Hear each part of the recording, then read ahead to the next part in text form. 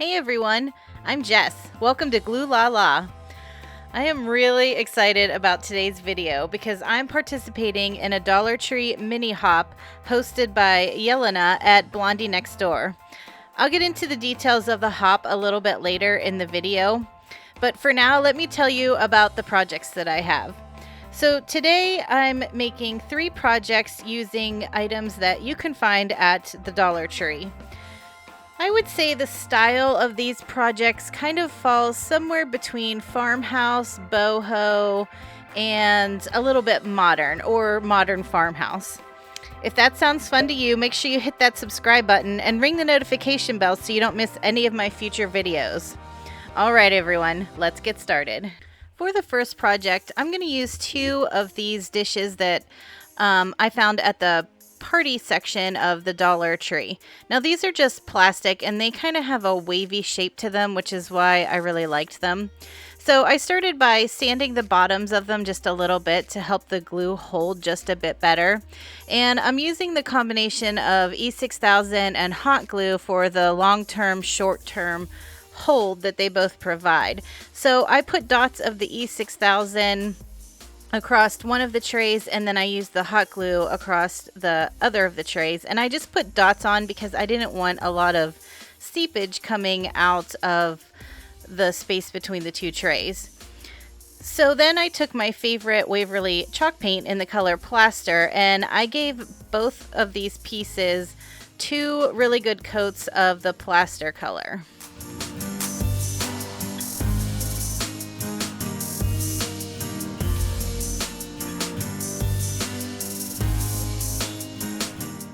Once both coats of paint had dried, I took another color by Waverly called Elephant, and I just did a little bit of dry brushing over the whole piece.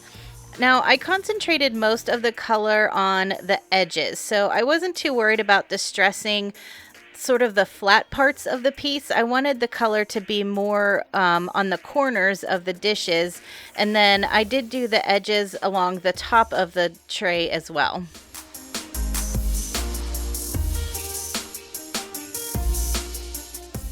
To add a little more interest to this piece, I took 4 lengths of this jute twine that I found at the Dollar Tree. Now the Dollar Tree usually has 2 different types of jute, and this one you can usually find in the tool section, and it's a little bit thinner. That's why I decided to use 4 lengths of it. And then I just tied it around the center of the tray where each section was divided.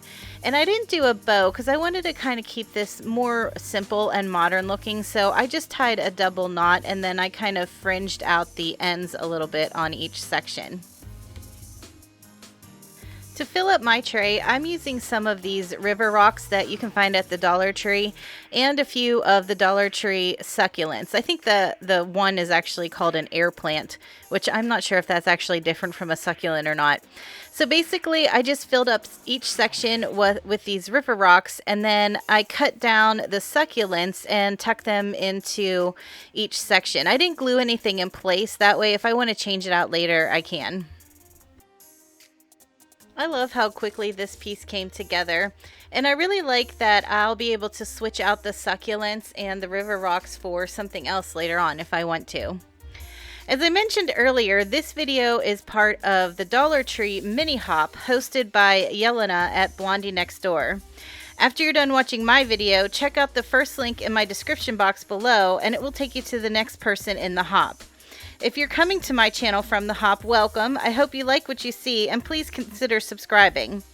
I want to give a special thank you to Yelena for organizing this hop and for inviting me to participate. I really love being a part of the DIY crafting community here on YouTube.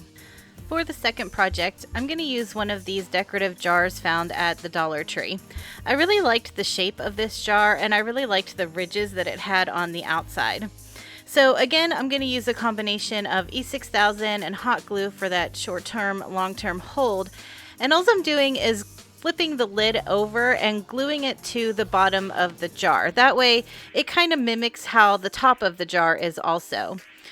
And then again, I'm going to use my favorite color by Waverly, the color plaster, and I'm going to give this jar 2 coats of the chalk paint.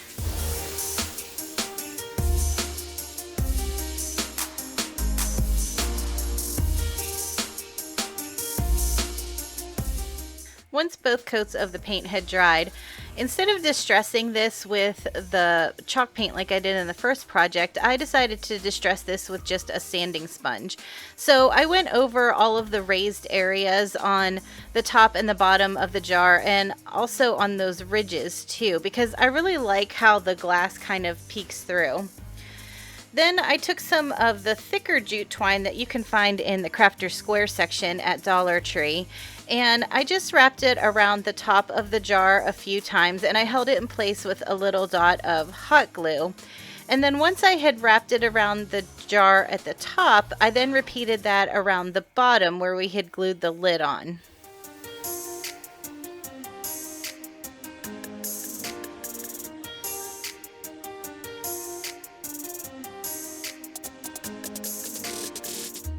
I wanted to create a tassel on this jar, so I took a small notepad, I think it's about 3 inches wide, and I just wrapped jute around it until I felt like it was thick enough to be good for a tassel.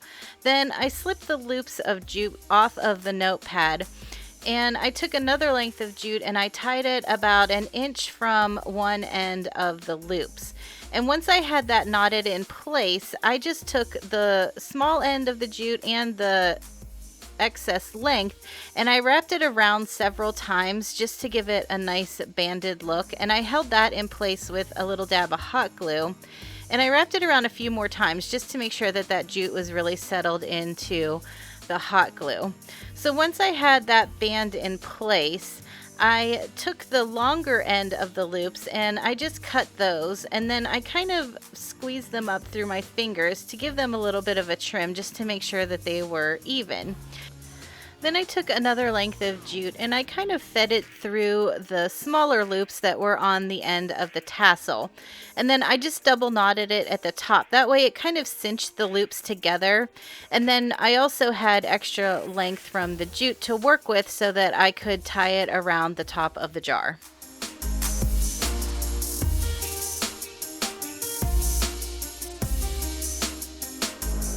I love how this jar turned out. I just put a single flower inside of mine, but I think it's pretty enough that it could stand alone as its own piece. And I'm glad I bought more jars because I'm definitely making more of those.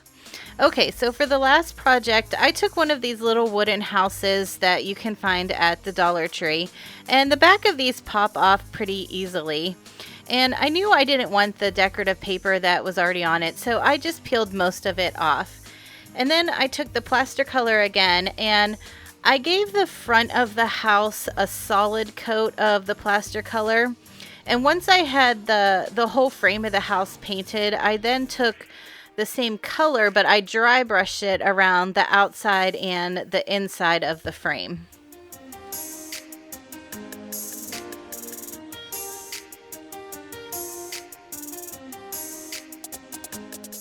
While the frame was drying, I took the back piece that I had popped off and I flipped it over, and I was having a little trouble getting the sticker off the back, so I just used my heat gun to kind of loosen up that glue.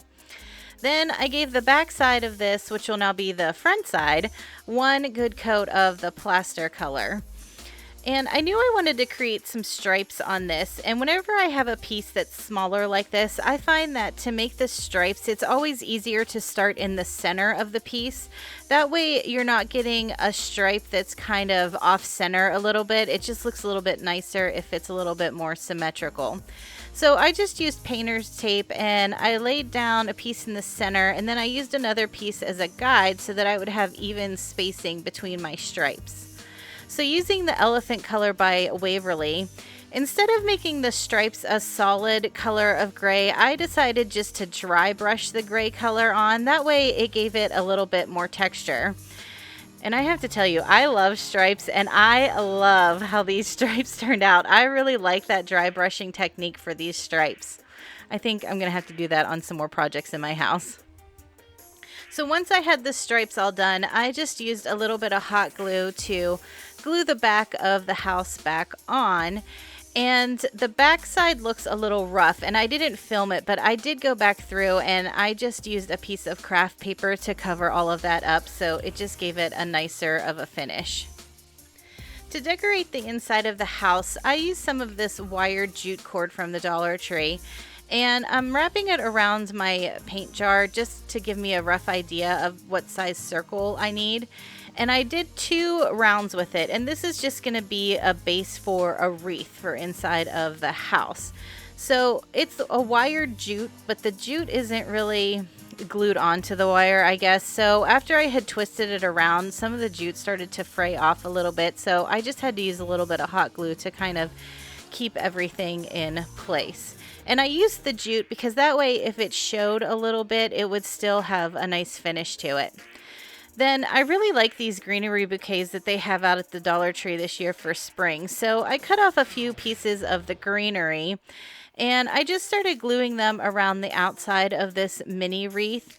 And once I had all the greenery in place how I liked it, the one bouquet had this set of, I guess it's like a little yellow flower. I don't really know what it is, but once I cut the bunches of the flower off, they kind of looked like little lemons to me.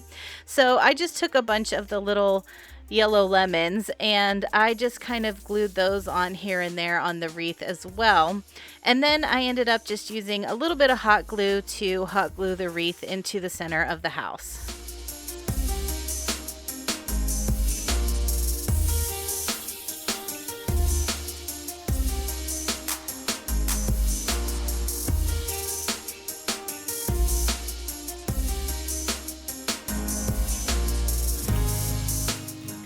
I love how this house turned out. I just can't get over how much I love these stripes on this house. Like, stripes are one of my favorite pattern anyway, but once I did the dry brushing, I was really into it. If you didn't know, I am on Instagram at GlueLaLa, so make sure you follow me over there. And if you ever try to recreate any of my projects, make sure you tag me in Instagram so that I can see them too. Here's a final look of all the projects. I don't know if I can pick a favorite today, but if I had to pick one, it'd probably have to be the little house because I know I keep saying it, but I just love those stripes so much. Let me know in the comments which one is your favorite. And while you're down there, make sure you check out the description box and hit the first link because it'll take you to the next person in the Dollar Tree mini hop. And again, thank you to Yelena. Make sure you check out her channel, which is also linked below. Her channel is called Blondie Next Door, and she does a lot of really cute farmhouse DIYs. So thank you, Yelena, for putting this hop together. All right, everyone. Thank you so much for watching. Make sure you give this video a thumbs up, hit subscribe, ring the bell, do all the things. Have a great week, and I'll talk to you in the next one. Bye.